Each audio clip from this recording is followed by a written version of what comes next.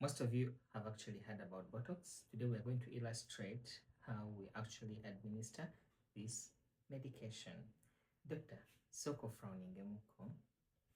Okay, can you try to focus? So what we are observing here, these ones we call them the 11s.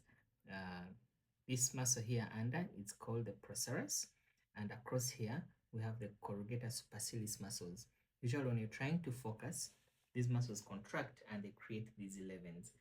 Earlier on you are feeling surprised, you can try to show us when you're surprised. So here, what we are looking at here are the frontal creases. Usually the muscle under here is called the frontalis. And normally as we age, with activity of this muscle, the overlying skin above becomes atrophied. And then we get what we call the dermis really thins, and we get these fine lines and the wrinkles. So normally if someone has wrinkles here, he has the 11s, and across here, they have what we call the crowfeet. First try to close your eyes. Across here, we have what we call the crowfeet. So when we are giving Botox, we are usually trying to relax these muscles because Botox is a neurotoxin. It blocks the transmission of acetylcholine, which is really a chemical that blocks the nerves, and the muscles cannot contract. And this allows the skin here above to get what we call a glass skin, or it takes you younger, it rejuvenates your skin. So today we are going to mark the areas that we usually give. Like our patient here had shown, these crowfeet are very prominent. So these 11s are quite prominent. So we shall mark here for our dose over the procerus.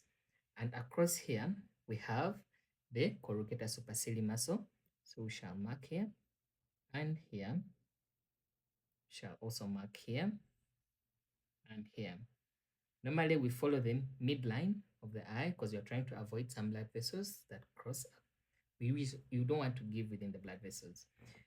And you can get surprised again. So we shall mark the center here of the frontalis muscle, and we shall give across because we have to mirror. What we do here is what we also do the other side. So we don't have to go beyond this line because the muscle doesn't reach here. So you only give a dose here so that you don't cause what we call a spooked burr, because this will over relax these muscles and there will be unchecked muscle contraction over the other edge.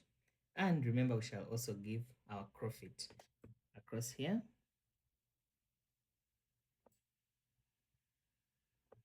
and here.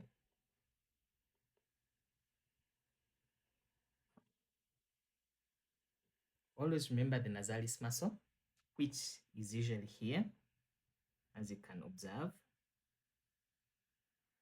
And this is how we manage anti-aging over the upper forehead. Next time we shall discuss the neck. Watch out. Remember, at Alma, we care to inspire confidence.